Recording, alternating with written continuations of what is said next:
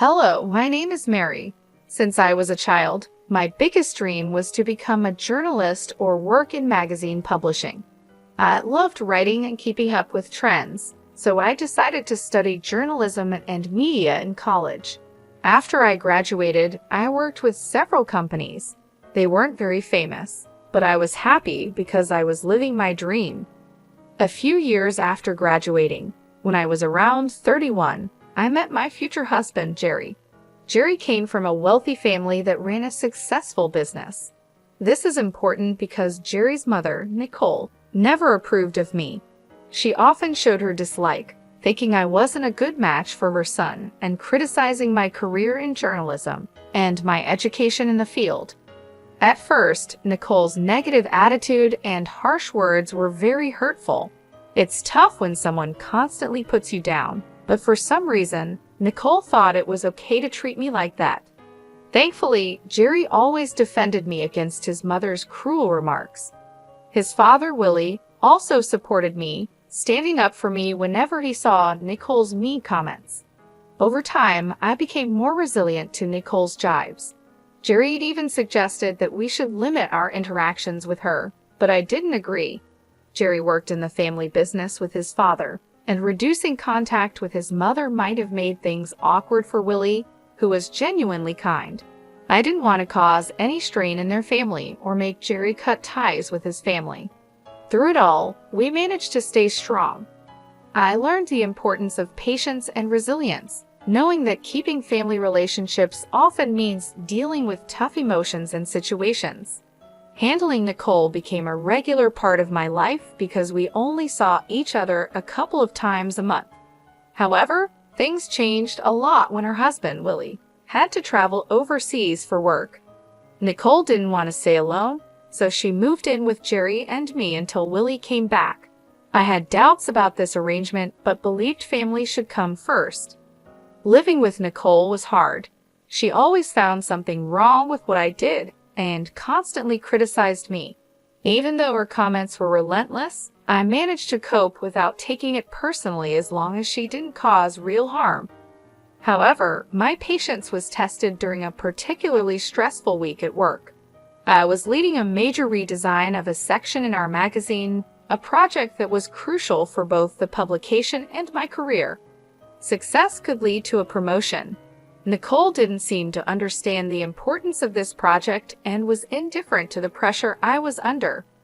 One evening, just before the big presentation, I was discussing my worries with Jerry, and Nicole overheard us. She came into the living room and interrupted with her opinions. As I shared my fears about failing in front of the company's top executives and potentially missing out on a promotion, Nicole bluntly dismissed my concerns. "Well, Mary, I overheard your conversation, and honestly, you probably don't have the skills for this. You'll likely do poorly tomorrow," she said, without being asked. Her words were harsh, and she added insultingly, "Just see it as an opportunity to quit and perhaps focus on being a housewife." Her comment hurt deeply, showing not just a lack of support, but also a strong disregard for my professional dreams. This confrontation highlighted how hard it was to live with Nicole and tested my commitment to keeping peace in the family despite our differences. Nicole's remarks that evening crossed a line when she suggested I'd be a better fit for her son if I gave up my career. "I can't believe he married a journalist," she said scornfully, making it clear she meant to belittle my profession and my efforts. Feeling frustrated, I responded firmly, "Mom, you're overstepping.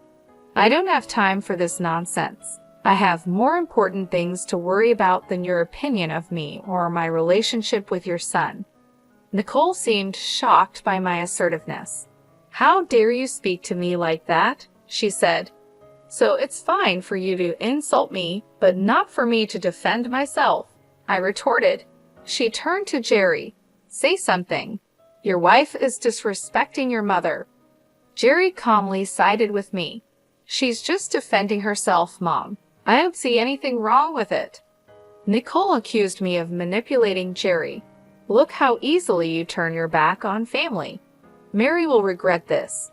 Her intrusion into our private conversation and the blatant insults left me seething with anger. Jerry tried to apologize for his mother's behavior, but I stopped him.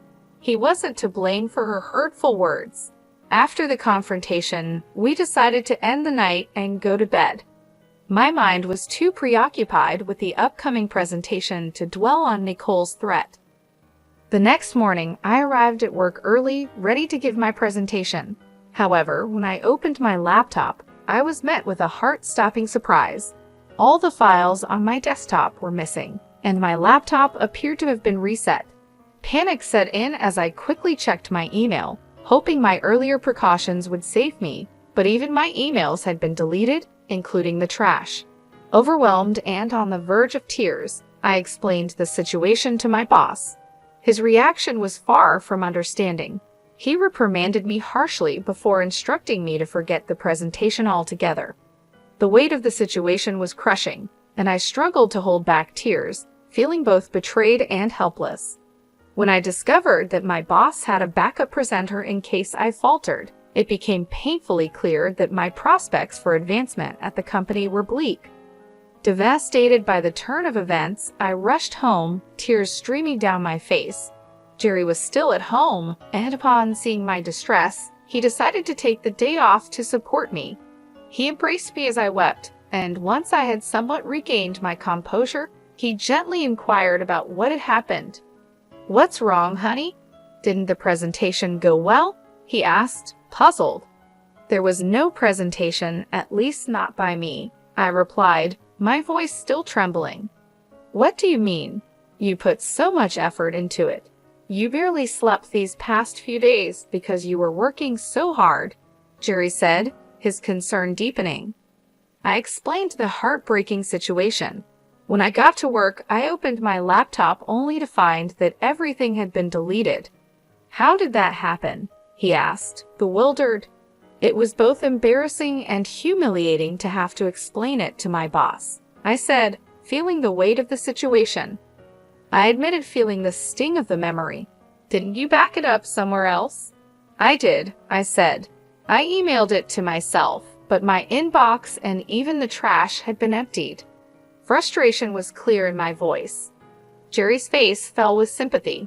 "I'm so sorry this happened. What did your boss say?" "He was furious and called me unprofessional and lazy. He had someone else ready to do the presentation," I replied, bitterness hard to hide.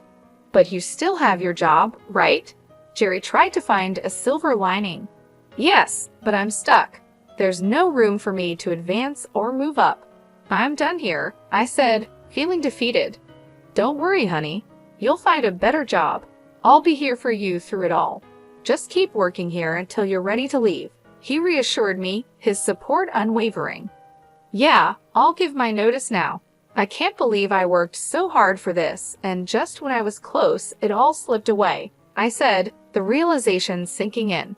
The incident left me deeply affected. I took pride in my work, and to have a project fall apart so disastrously was traumatic. Though I continued to work there for another week, my heart wasn't in it anymore. I submitted my resignation, counting down the days until I could leave. Throughout this ordeal, Nicole's reaction was oddly gleeful. She once saw me in tears and made snide remarks, gloating over my misfortune. Initially, her words fueled my anger, but eventually I realized that her satisfaction with my struggles only reflected her bitterness. As I thought about Nicole's behavior, I couldn't shake the suspicion that her delight might stem from the hope that I would finally quit my job and become a housewife. Or, perhaps more unsettlingly, that she had a hand in the ruin of my career. The thought that Nicole might have sabotaged my laptop haunted me, fueling a nagging intuition that she was involved in the disaster. Before approaching Jerry with such a serious accusation, I knew I needed concrete proof. Determined to catch Nicole if she was indeed sabotaging me, I devised a plan to monitor her actions discreetly. I purchased a hidden camera designed to look like a smoke detector and installed it on the office ceiling. I sensed the device with my phone, setting everything in place to capture any misdeed. The next part of my plan involved baiting Nicole into revealing her possible involvement. I made it a point to appear visibly stressed and anxious around the office, hoping to draw her attention. Jerry was still at work, unaware of the unfolding drama. As expected, Nicole took notice of my anxious pacing and couldn't resist inquiring. "What's wrong? Are you stressed about another project?" she prodded, taking a deep breath. I confided in her, playing into her curiosity. "I've been given another chance to present my work, and it could lead to a raise," I said, masking my anxiety with a hint of hope. "Oh," Nicole's interest was piqued, her tone laced with a mix of surprise and skepticism. "Yes, and I'm nervous because this is my last chance to get things right. I have to do well," I continued, watching her reaction closely. "Why aren't you telling Jerry? Is it because you're embarrassed about your job?" "No, it's not that.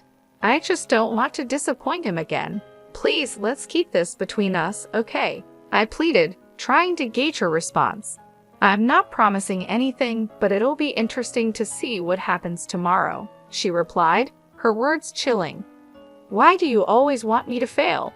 I couldn't help but confront her. "I just think you'd be better off as a housewife. It's less embarrassing than what you're doing now," Nicole scoffed, dismissing my concerns. Frustrated and needing space to prepare, I finally said, "I don't have time for this, and I don't care what you think. Please leave me alone so I can practice my presentation before Jerry gets home." With that, Nicole left, and I was left to hope that my hidden camera would reveal the truth behind her unsettling satisfaction. Nicole's smirk as she glanced at my laptop lingered in my mind long after she had left the office. I stayed put a little while longer, finally leaving only when Jerry arrived home. Throughout dinner, Nicole's occasional smirks continued, each one sending a ripple of unease through me. Later that night, after Jerry and I had settled into our usual routine of watching a few episodes of our favorite TV series, I decided it was time to check the footage from the hidden camera I had installed in my office. As we watched, the screen showed Nicole entering the office. There was no unusual activity until around midnight. That's when Nicole stealthily entered the office. I hastily showed Jerry the live feed on my phone. Initially puzzled, he soon watched in disbelief as Nicole tampered with my laptop, causing it to shut off and restart. Jerry's expression turned from shock to anger as he realized what was happening. Meanwhile, the camera captured Nicole rifling through my files. Unable to contain his frustration, Jerry stormed into the office. He burst through the door, startling Nicole, who spun around, caught in the act. "What are you doing in here, Mom?" Jerry demanded, struggling to maintain his composure. "Oh, nothing really," Nicole replied nonchalantly. "Then why is Mary's laptop open? Are you accusing me of going through her stuff?" Jerry pressed. "I think you did more than just go through it, Mom. Did you come here to tidy up at midnight? And Mary isn't the type to leave her laptop open. You know that?" Jerry retorted. "Don't talk to me like that. I'm still your mother," Nicole shot back defensively. "Yeah, my mother who seems to enjoy hurting and sabotaging my wife?" Jerry replied firmly. "We caught you on camera resetting Mary's laptop. You were spying on me? That's disgusting. How could you film me without my consent?" Nicole exclaimed, indignant. "I didn't put cameras in your room. I installed one in my office, and you went in there without my permission," I interjected, supporting Jerry and clarifying our intentions. The confrontation revealed the extent of Nicole's interference and deceit, testing the limits of family loyalty and trust. Despite the wrongdoing, Jerry remained firm in his decision. "Even if it was wrong, it's nothing compared to what you've done to Mary. I want you out of our house tomorrow," he declared unwaveringly. Nicole protested, her voice tinged with desperation, "But I'll be all alone."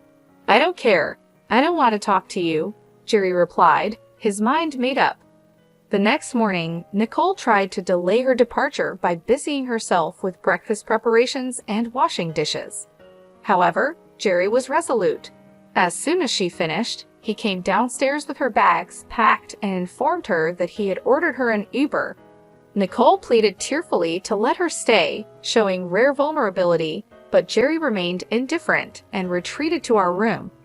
Left alone with me, Nicole lashed out, accusing me of setting her up. I responded calmly yet firmly, "If anyone should be yelling, it's me.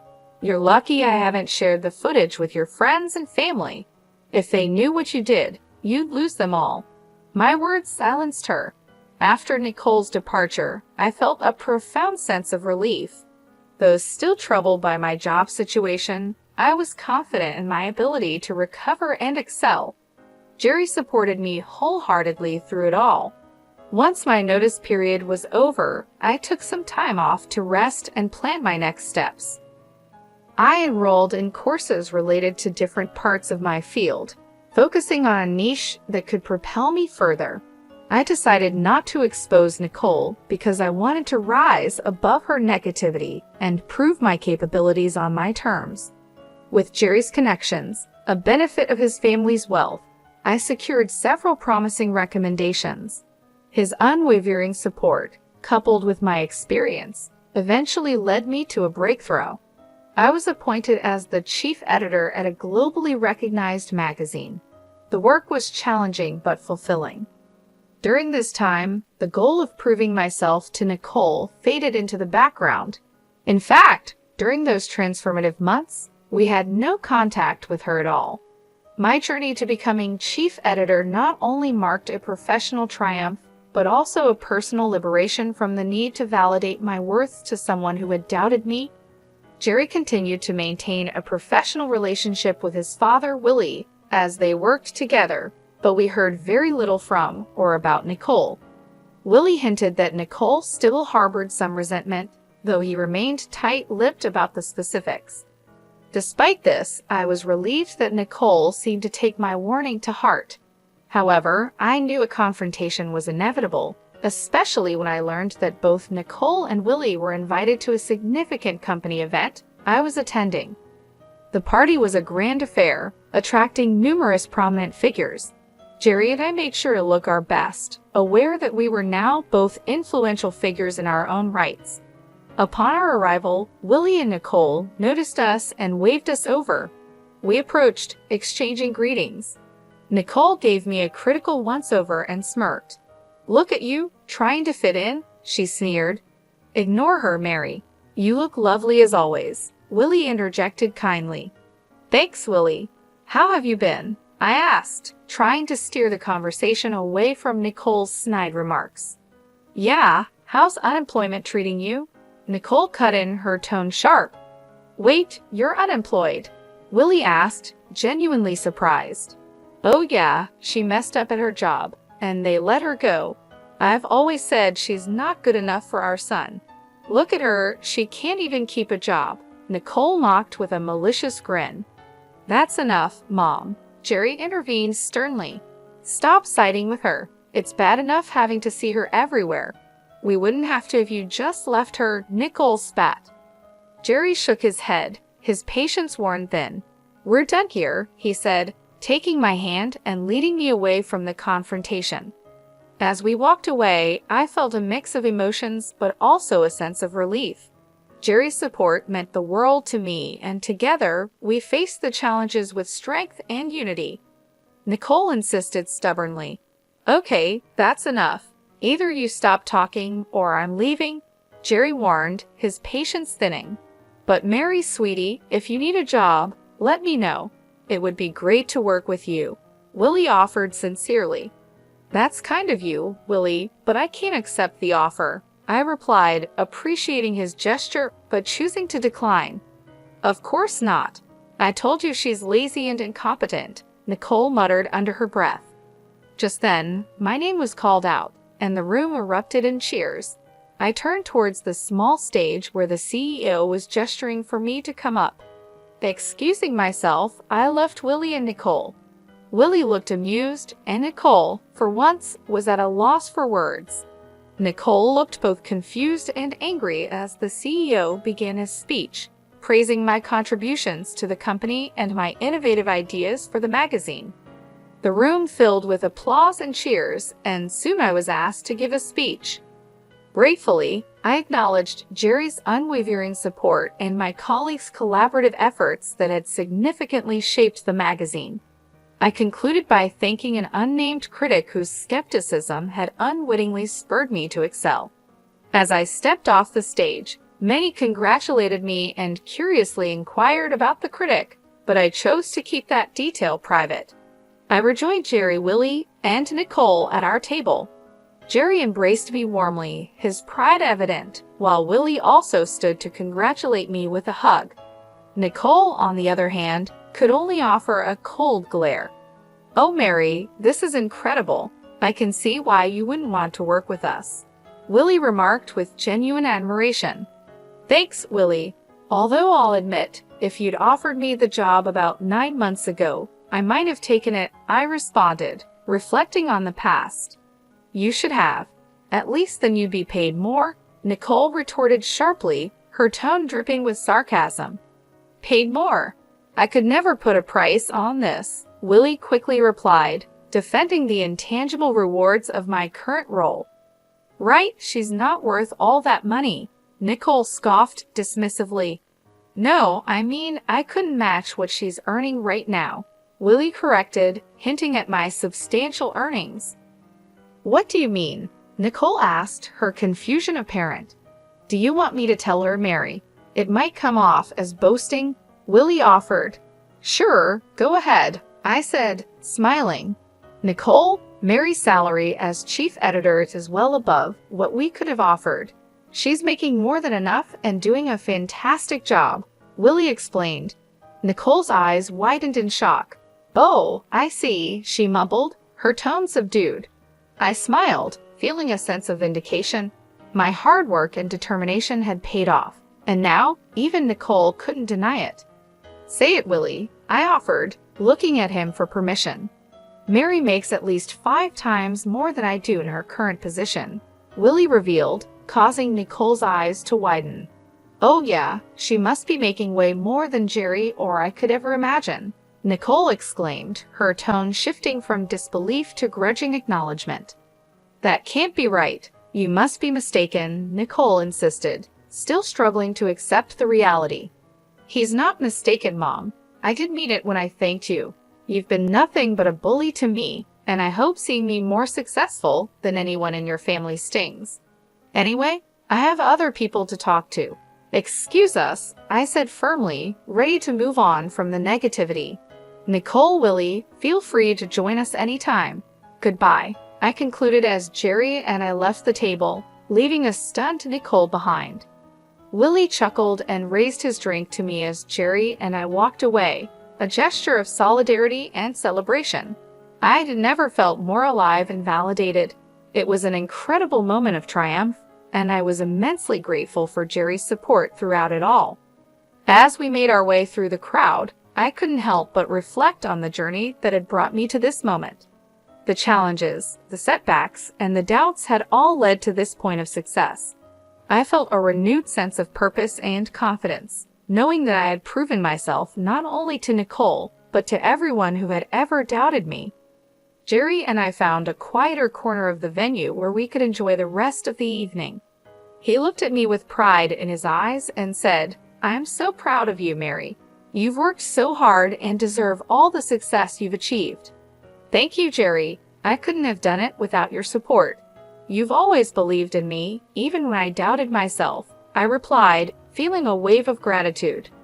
We spent the rest of the evening mingling with colleagues and friends, celebrating my achievements. The event was a blur of congratulations, laughter, and heartfelt conversations. Each person who approached me to offer their well wishes reinforced the fact that I had truly made it. My hard work and dedication had paid off, and I was now standing on solid ground, both professionally and personally. Later that night, as we returned home, I felt an overwhelming sense of relief and accomplishment. The weight of Nicole's negativity had been lifted, and I knew that I had finally broken free from her influence. Jerry and I talked about the future, dreaming about the possibilities that lay ahead.